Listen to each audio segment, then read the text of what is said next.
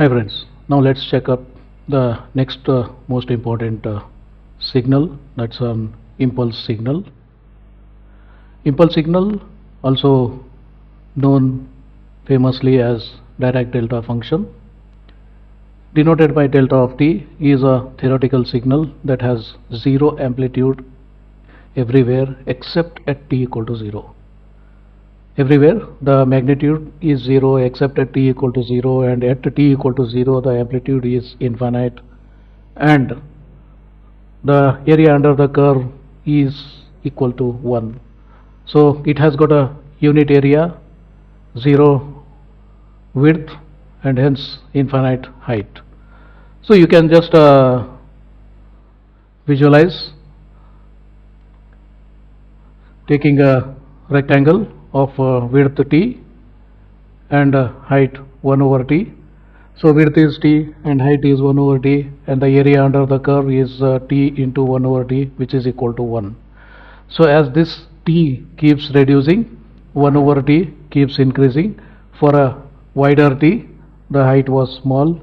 As the t reduces, the height keeps increasing, and as this goes down and down and down, when the width of this pulse becomes 0, then definitely the height of this would have gone to infinity, and that's the idea of what we call a unit impulse function, and that's represented by just one arrow. Arrow is trying to say that it goes up to infinity. There is nothing like a upper ceiling, and the straight line says that the width of that is 0. So the definition says that the delta function is defined as non-zero only at t equal to 0, and except t equal to 0 everywhere from minus infinity to plus infinity it is permanently 0. That's what we are trying to say. And the other side we say that the area under the curve is almost always unity. That means if we integrate this delta from minus infinity to plus infinity, then what we get is the area under that curve, which is always equal to 1. So this can be very well used for sampling a function. So if x of t is our function, then at different instances of t naught, we can just find what was the value of x of t. So as you keep changing the value of t naught, we can find what is the value of x of t at that point t naught. That means we can find what is x of t naught. So what are we trying to say in the mathematical way is x of t multiplied by delta of t minus t naught. So delta of t minus t naught means the value will be equal to 1 only when t is equal to t naught, and all other cases it will be 0. So that means only at t equal to t naught the delta value will be 1, and all other places it is almost always equal to 0. Therefore we get only x of t, and at that point only there will be delta function non-zero, and hence only one particular instant value we can get. So this impulse function is quite useful when we are trying to sample a signal. That means when we want to know exactly at t naught what was the value of a signal x of t, then we can just use this impulse function and just convolute with that, and what we get is the value of x of t at that instant t naught. So that can be visually represented. So if we want to sample at different instances like minus ts, minus ts delays, so there is an impulse at 0, impulse at minus ts, impulse at minus 2 ts, impulse at minus 3s, impulse at ts, impulse at 2 ts, and so on. So from minus infinity to plus infinity, after every interval ts, if there is one unit impulse, then it is equivalent to multiplying that at that instant what x of t was there, and this is what will be the output. So it is equivalent to saying that the input coming is a sine wave, and that is passing through a switch, and that switch is closed for almost 0 time after every interval of ts. So after every interval ts for a 0 period, the switch is closed, then what we get on the other side is at that instant what was the input will be there at that point, and immediately the switch opens, so the output goes 0.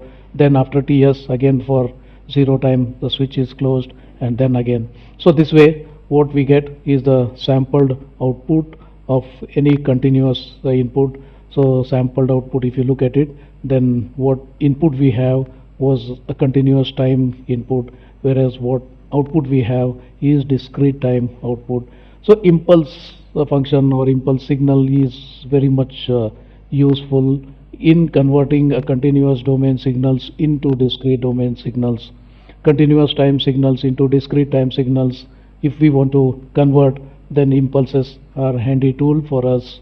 So that's a very important thing. So whenever we move in the future into the discrete domain, digital domain, then we do require samples, and this sampling is done through these impulses. And the other way is it is used to characterize the LTI systems in the form of impulse response. So a series of impulses are given to the LTI system, and we just make note of what is coming out of that LTI system, and then comparing the input stream with the output stream, we can make out what exactly the system is. The behavior of the system can be conveniently studied by understanding and comparing the input output of the impulses of a system. Usually the impulse is mathematically possible to derive using a derivative of the step function.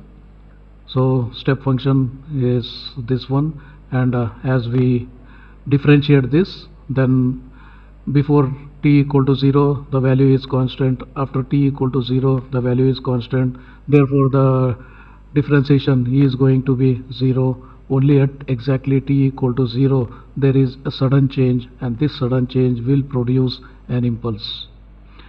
So to understand this sudden change and all that, let's assume that the change is uniform. So it changes from 0 to 1 in a period of t, then the rate of change is constant in this period.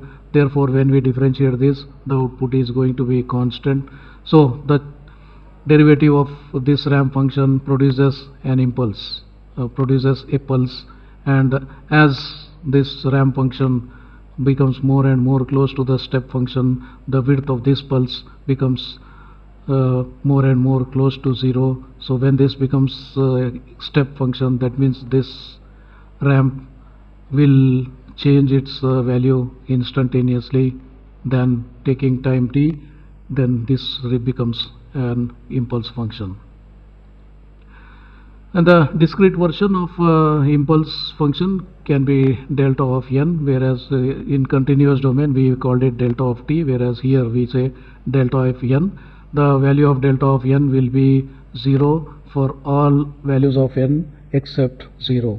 Only for n equal to 0 the value will be 1, and for all other values of n the delta of n will be 0. So that is the discrete version of delta of n, whereas here we are directly saying that the magnitude is 1, whereas here we cannot say magnitude is 1 at t equal to 0. What we can say is except at t equal to 0 everywhere its value is 0, and when we integrate the function will give us a value of 1. That means area under this curve is always 1, and the width is 0. That indirectly tries to tell that the height is going to become infinite, because the product is going to be 1 and one of the two is 0, then the other one reaches infinite.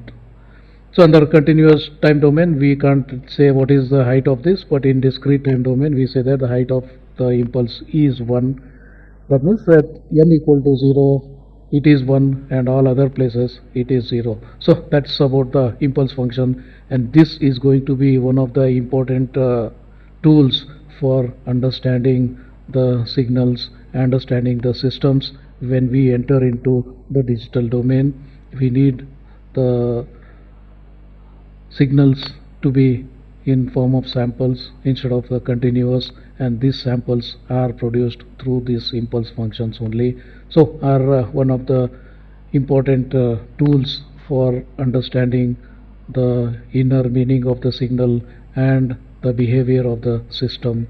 So one of the most key parameters or key properties or key features required to understand in depth about the signals and systems. So that's about impulse function. Thank you.